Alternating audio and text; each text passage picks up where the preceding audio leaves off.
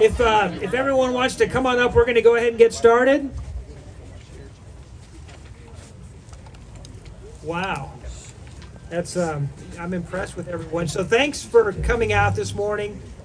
Beautiful morning. We could not have asked for better weather to really talk about a major milestone in the development of the Columbus Zoo. We have a lot of special guests here today, so I'm going to recognize a few of those right now, and I'm going to have to check my phone. So I know we've got Ohio Agriculture Director Brian Baldridge right there up front. Thank you, Brian. A lot of our senators and elected officials. Senator Stephanie Kuntz is here. I saw her earlier. Representative Rodney Creech. Representative Sean Brennan. Representative Brian Lorenz, actually from our district here. Representative Tracy Richardson. One of our Liberty Township trustees, Brian Newell, is here with us this morning. We've got Brian Ross from Experience Columbus, Linda Logan from Columbus Sports Commission, and one of my favorite friends, because she always has something wonderful in her back pocket for us. So Kendra Weeger with the Ohio Department of Natural Resources and her team, one of our great partners. We're going to talk more about Kendra in just a moment. And I do want to recognize some of the zoo team that has been very involved in the design of North America Trek Phase 1. So Tyler Menke and Jen Ryan on our facilities and operations team. Jan Raymer, Doug Wormals, Nikki Smith, and Josh Keller, all with our animal care and animal well-being team. Nick Eichenzar, Karen Schenk, Karen Hubel, and of course Mamie Norman on our fundraising team. All these folks have been working together for almost 2 years to get us to this day.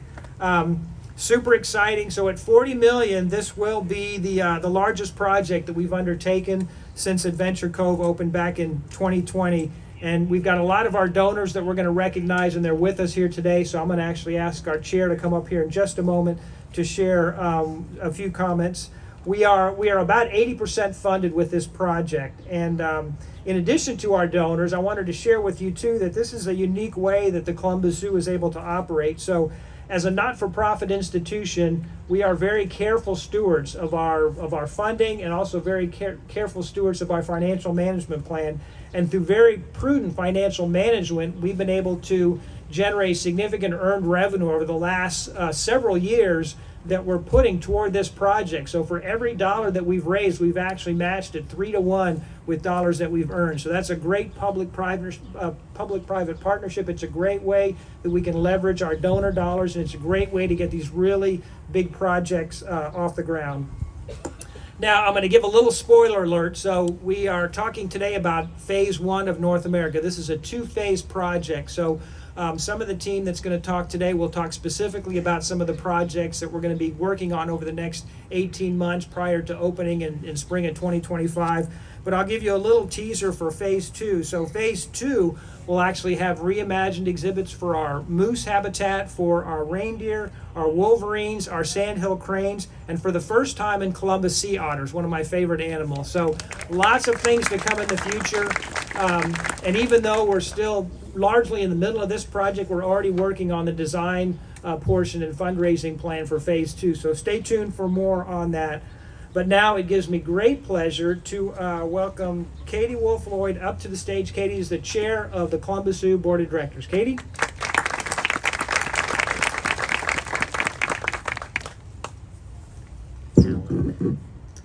Thank you, Tom, and I want to add my welcome to everybody, and thank you so much for coming out on this beautiful morning today. Today we find ourselves at a pivotal moment in the Columbus Zoo and Aquarium's history as we begin the transformation of the oldest region of the zoo into an exciting new destination where guests can learn about the native species of our country and engage in ways to protect wildlife. And I just heard on the way in the last time this had been renovated was in 1985, so it's definitely a good time. With North America Trek, we are creating a state-of-the-art new habitats for songbirds, trumpeter swans, river otters, bald eagles, black bears, and Mexican wolves. The design of these new habitats is focused on the well-being of these animals and the comfort and enjoyment of our guests. But none of this would be possible without so many of you out in the audience, and some that are not here, but I'm pleased to and proud to thank our lead donors. We have Battelle Estate of Marilyn Gerard, whose family members are here today. Their cousin Maggie Patterson and her daughter and son-in-law Linda and Jeff Holycross, Lou Kester, the Lamy Family Foundation, Dr. Bernie Master, Ohio Department of Natural Resources, the estate of Sarah Jane Sally O'Dale, Ohio Department of estate of Barry Lee Prussia, Connie and Clyde Woodburn, and finally all of our zoo donors. And now it's my great privilege to introduce the Chief of the Division of Wildlife, Kendra Wecker, who's going to make a very exciting and special announcement. So thank you. Thank you, Katie. We are so happy to be here today. The Division of Wildlife is celebrating its 150th anniversary this year of conservation in Ohio. And about 50 of those years, we have partnered with the Columbus Zoo. We have helped build the North America exhibit through many years, and I helped with the design team on what was formerly the Habitat Hollow 20 years ago. So it's really fun to be here and to see a design come full circle and to become more exciting and more innovative for our people that come here and visit.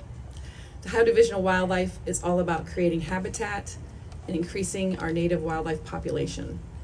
We don't necessarily raise animals, but the Columbus Zoo does. They are experts in animal husbandry and animal welfare, and we count on them for helping to repatriate populations of native wild animals.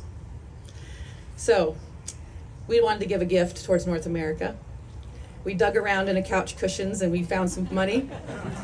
These are some federal funds that we have that are dedicated specifically for species of greatest conservation need. And we have identified hellbenders and freshwater mussels and plains garter snakes as those certain species. And the zoo has helped us bring those species back into Ohio. We'd also like to thank the legislature, Governor DeWine, and Director Mary Mertz for their support in Ohio wildlife conservation. They are always standing behind us and helping us lead the way. So with that, let me show you something. Tom? So we would like to present this to Tom Schmidt today in the Columbus Zoo.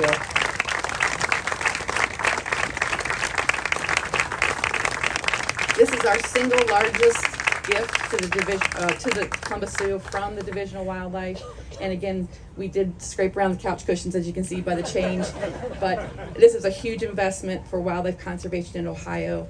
And we're very thankful to the Columbus Zoo, the Columbus Zoo Board, and everybody that comes here and spends their money and donates to the Columbus Zoo. Thank you so much. So for those of you in the back that can't see the number, I'm going to round it up. It's a $1 million.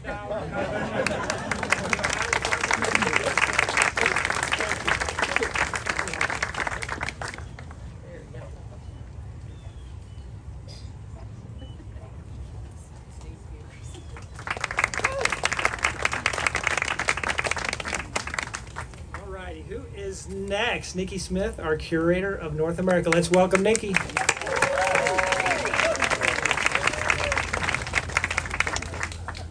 Everybody has better notes than I have. Hi, everyone. Thank you so much for coming out today. It's really amazing to see how many people are just as excited about North America as myself and the North America team out there are. We have spent 2 years working on this, and it's been just a lot of really great opportunity to share our passion for these animals. I've spent 20 years working in zoos, and all but the last 8 years with, your more exotic animals from Africa, from Asia, from South America.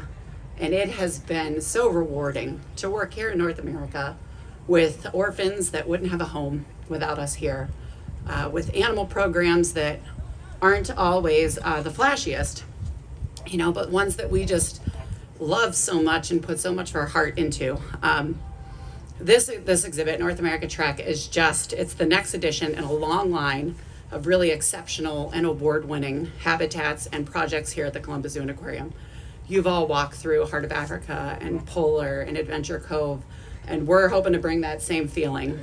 Immersive for the guests and with a real, a lot of attention paid to how do we make our animals feel comfortable exhibiting all of those natural behaviors for you. And so some of my favorite highlights, if you've had a chance to watch the fly-through video, I'm happy to narrate it for you if you don't know what you're looking at, but the otter pool is 8 feet deep, and you're really going to be able to see how they can dive, because they can, and they do a great job at it. And then there is a stream in the middle, and it has a pump, and we can change how fast that water current's happening.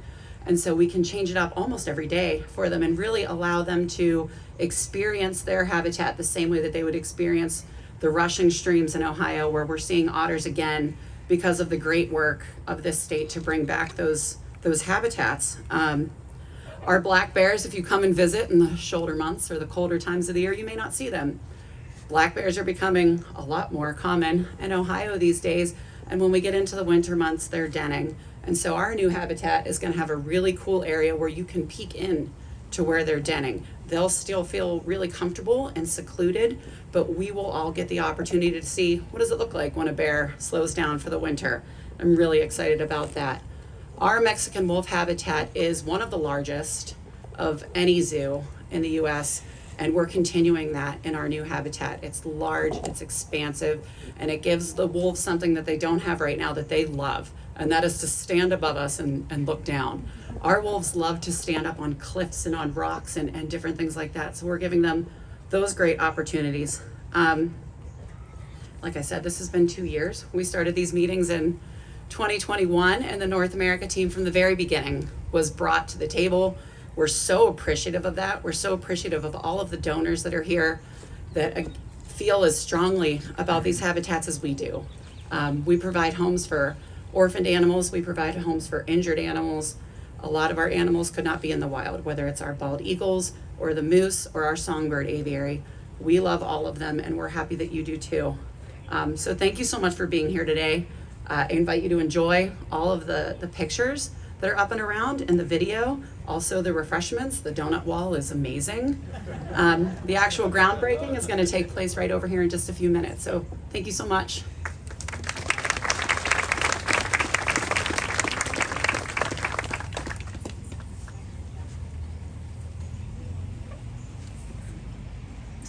Okay, well, I think we're ready. So Mamie, why don't you come up here and help me? Okay, so we would love to have all of our lead donors that have been mentioned and on our invitation. So I know. Oh, so sorry. That makes sense. How about that? Next, we would love to have our lead donors. Go for it's not 3 grams. Oh, sorry. You want to do it again? Right on the count of 3, folks.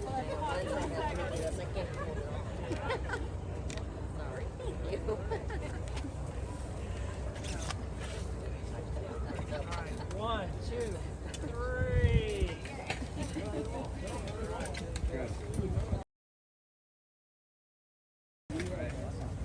With your help, the project will be done soon. One, two, three, go. I've seen what demo costs. So.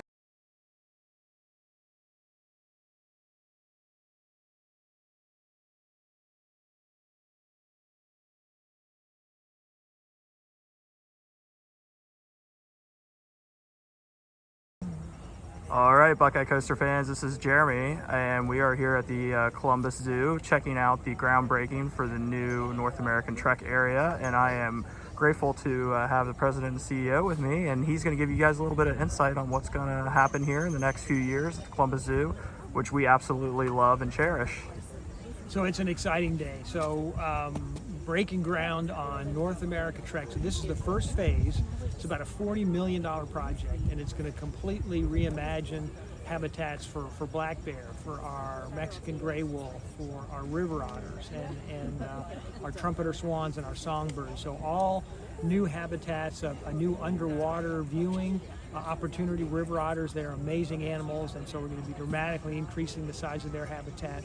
We're also going to be creating a new restaurant in this region that will be open year-round, as well as the new Ohio Center for Wildlife Conservation. So there'll be an opportunity for guests coming in to learn more about some of the conservation work that we do right here in Central Ohio, helping reintroduce hellbenders into Ohio rivers, Massasauga snakes, burying beetles, freshwater mussels, all projects that we've been focused on for a long time, part of our Ohio wildlife conservation strategy. That's great. So when members come up for wild lights and everything else, they'll be able to check this area out during Yeah, that they time? can watch construction over the next year. So this is going to take about 18 months to build. Great. And so it'll be open in the spring of 2025. But we'll keep this part of the zoo open, and folks will be able to walk through. They'll probably see some of the construction activity on their way to Heart of Africa. But yeah, about a year now from now, we'll be cutting the ribbon. Wow, we're really looking forward to that. We been to many zoos over the United States, and Adventure Cove is just one of the most phenomenal exhibits that we've ever seen. And if that's any indication on what's coming in the future, we're really, really excited about. Well, and this is the biggest project we've done since Adventure Cove, so we're super excited about this. Yeah, so I can't thank you again for your time today. We absolutely love and cherish this zoo, and it's an important place for us. So we can't wait to come up and check all the construction, everything, and see you on the ribbon opening day for phase 1 You too. bet. You guys are always welcome. Thanks for being a member. Yeah, thank you. Take care.